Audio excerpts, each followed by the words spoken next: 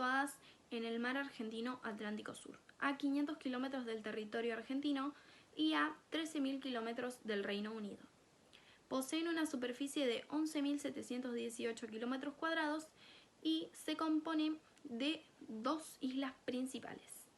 Son Soledad y Gran Malvina, y aproximadamente 200 islas más pequeñas. La capital está en la isla Soledad desde 1846. Su nombre es Puerto Stanley o Puerto Argentino. Bueno, y ahora les voy a contar un poco sobre el clima de las Islas Malvinas. Tiene un clima muy frío e inestable, sopla mucho el viento y el cielo permanece frecuentemente nublado. Ahí hay mucha humedad. Llueve la mayor parte del año, la nieve no se acumula, pero puede producirse en la mayor época del año, excepto en enero y febrero. Y la temperatura varía de 5 grados centígrados como mínimo y 18 grados centígrados como máximo. El 2 de enero de 1833 fue el día en el cual los ingleses se adueñaron de las Islas Malvinas. A partir de ese momento, el archipiélago argentino está bajo su dominio. Algunas de las causas que llevaron a la derrota de Argentina en la Guerra de Malvinas fueron la falta de preparación y organización del país, la improvisación y falta de planificación, las Fuerzas Armadas no preparadas para un conflicto de esas características, la ausencia de una conducción conjunta, las fallas en el orden político, la falta de acción conjunta de parte de las tropas, la falta de espíritu de lucha y, por último, en ese momento Argentina estaba pasando por una crisis socioeconómica. Pero después de todo esto, ¿qué fue lo que sucedió? ¿Qué fue lo que provocó?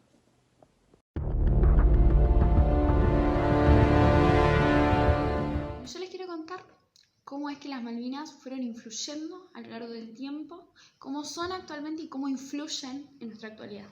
En este momento no hay huellas de la Argentina, no hay nada que remita a costas cercanas.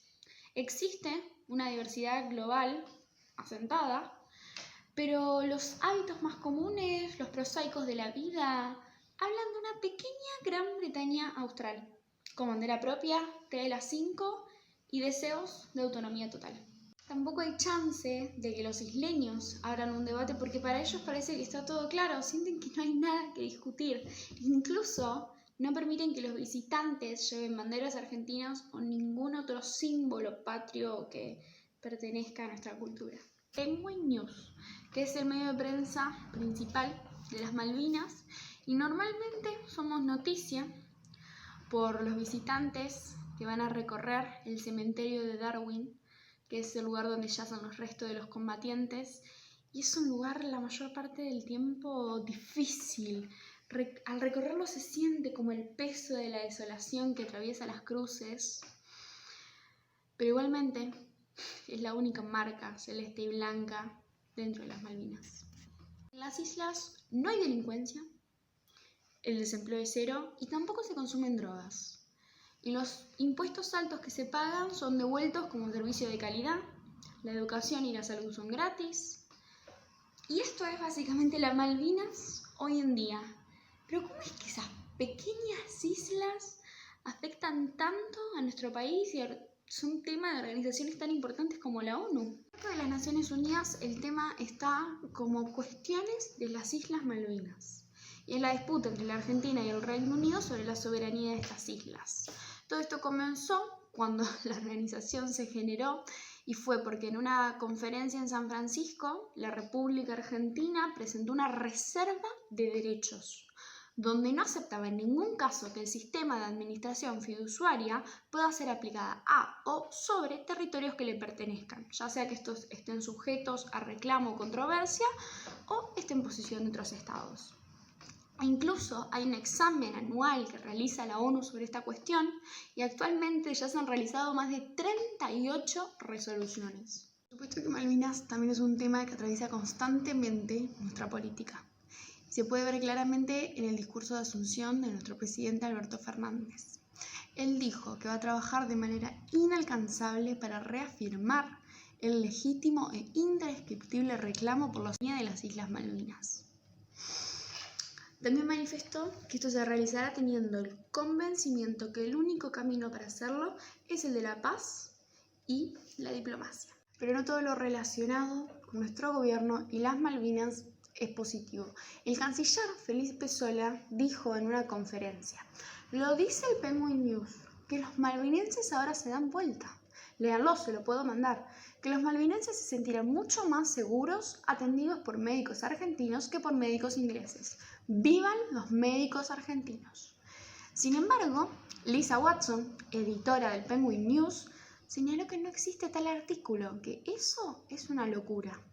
No quiero ofender a los médicos argentinos, que estoy segura que son realmente excelentes, pero esta historia que ha contado su canciller es falsa. Parece que hacer política con un tema tan sensible no siempre termina bien.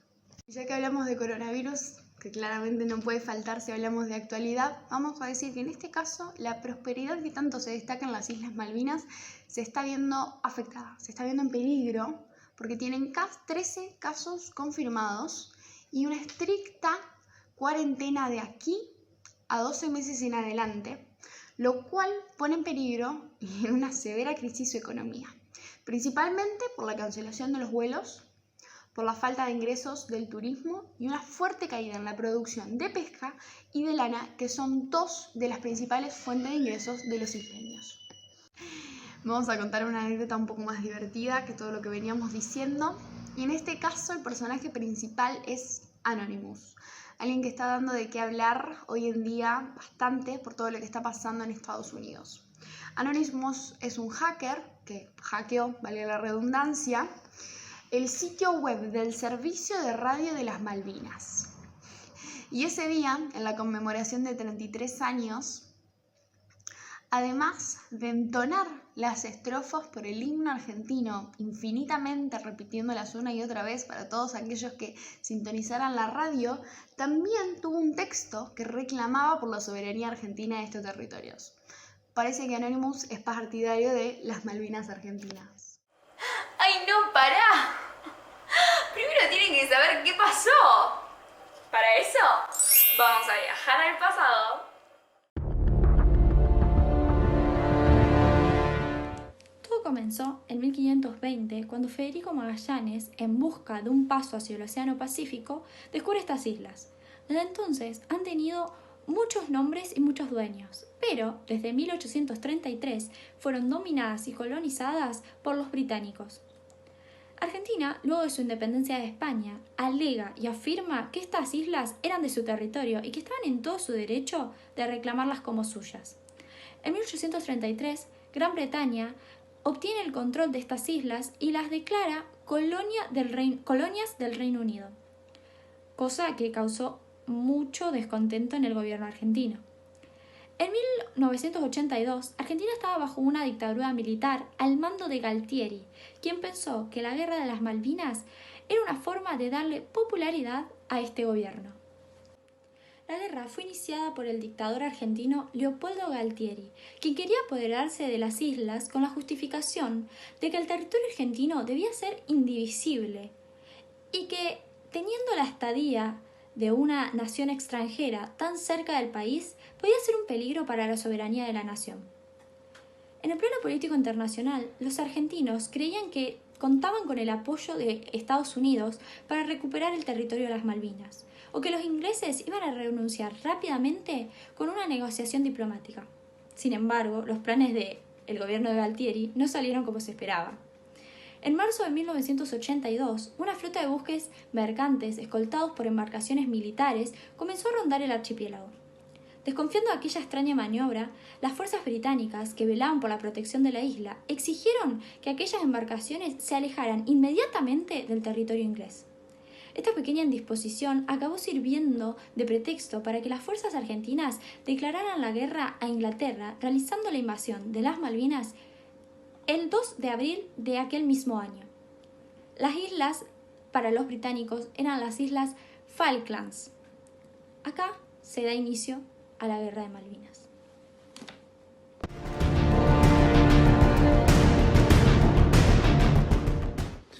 El Reino Unido intentó resolver la primera invasión exitosa de Argentina de forma pacífica, exigiendo la salida inmediata de las tropas de la región.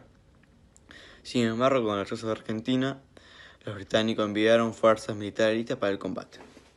El mismo día que la primera ministra británica Margaret Thatcher ordenó la preparación de las fuerzas británicas para el conflicto, la corona británica anunció el corte de la relación entre Gran Bretaña y Argentina y enviaron un poderoso contraataque.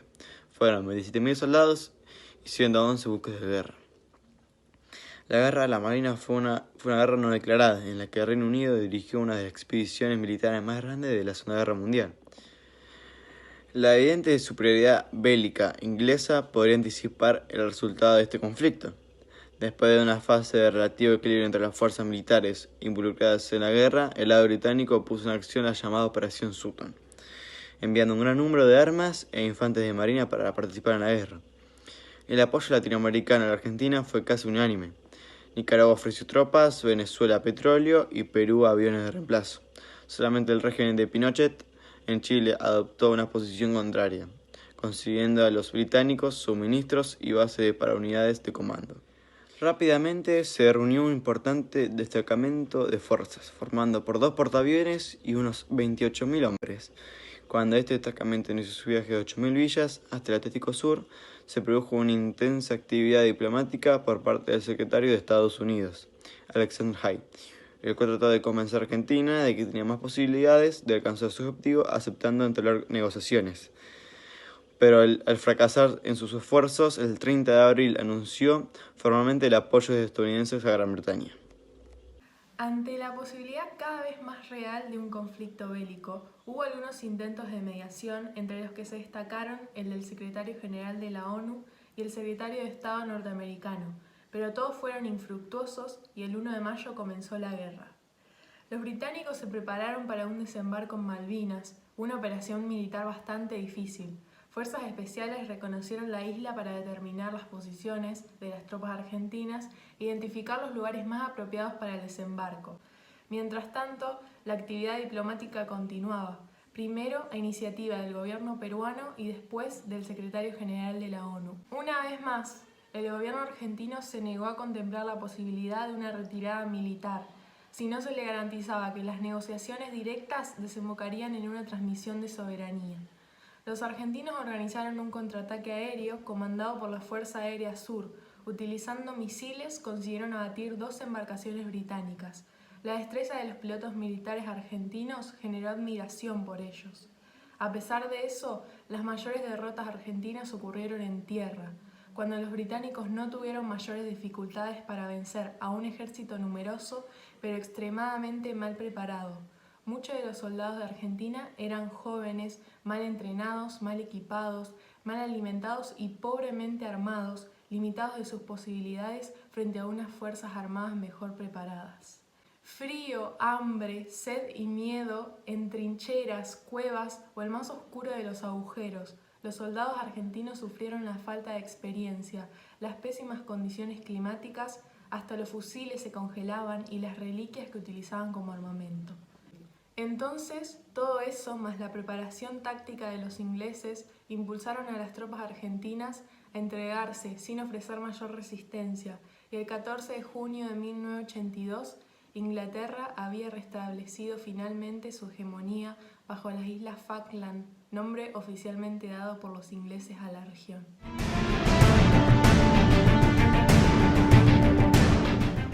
Bueno, la guerra de Malvinas duró 75 días y provocó la muerte de 1.200 argentinos y 255 británicos. En cuanto a las consecuencias políticas que este conflicto produjo, se dieron sobre todo en Argentina, en donde la población se vio sorprendida frente a la grave derrota militar sufrida en las islas, ya que se creía que se había obtenido un desarrollo favorable. El desconcierto y la frustración otorgaron un elevado desprestigio en el proceso de reorganización nacional y las Fuerzas Armadas Argentinas como institución en sí misma.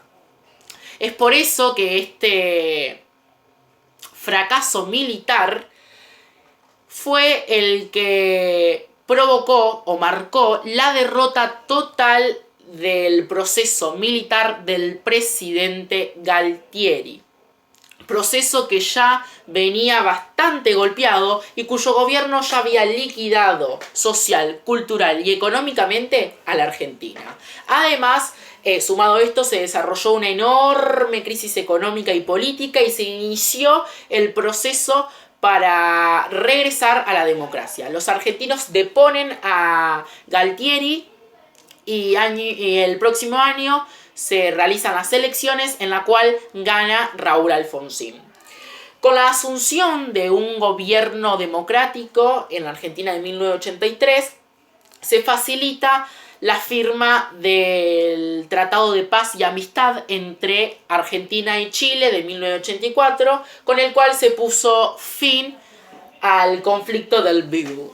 Bueno, por el lado de Gran Bretaña, con una amplia superioridad militar, se termina llevando la victoria de la guerra y manteniendo el control de las Islas Malvinas. Pero la victoria en la confrontación fue una eficiente propaganda electoral, dado que después de la guerra, el gobierno laborista de Thatcher ganó fuerza venciendo las elecciones de 1983, consiguiendo así ser reelegida como primera ministra. También se abandonó la idea de reducir el presupuesto de la Marina Real a través de una propuesta del diplomático John Knott. En cuanto a los habitantes de las Malvinas, también se alcanzó un procedente beneficio, ya que en el año 1983 nuevamente recibieron la ciudadanía británica y se liberalizó la economía que hasta ese momento no había sido potenciada por el miedo a provocar a Argentina. Y también para la llegada de 1985 una nueva constitución comenzó a promover el autogobierno de las islas paulatinamente. Como consecuencia de la guerra había un costo de 2.600 millones de dólares a las arcas británicas. En cuanto a las relaciones diplomáticas entre británicos y argentinos, quedaron suspendidas y solo fueron reatadas en 1990. Aún así, todavía existe un clima poco amistoso entre las dos naciones. En febrero del 2012, 30 años después del conflicto, el gobierno argentino solicitó la reapertura para la negociación, aunque el gobierno británico rechazó rápidamente, causando nuevamente un malestar en las relaciones diplomáticas entre los dos países.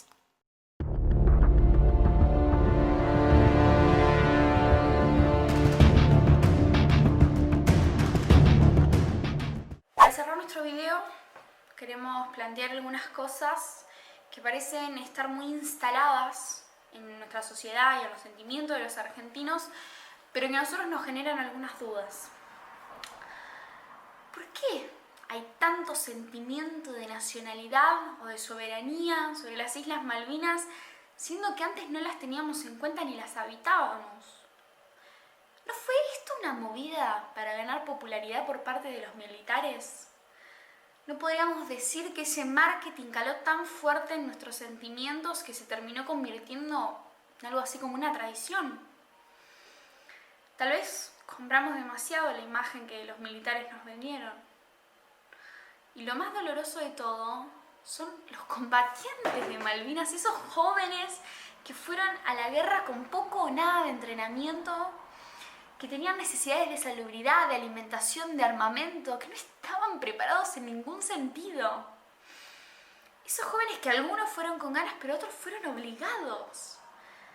A ellos, ¿está bien llamarlos héroes? ¿O sería más correcto decir que son víctimas? Las Malvinas argentinas es, un dicho que se fue popularizando, pero que tal vez, solo tal vez, habría que analizarlo un poco más antes de repetirlo. Porque ¿hasta qué punto las Malvinas son argentinas? Porque digo, desde el 14 de junio de 1982 legalmente no lo son.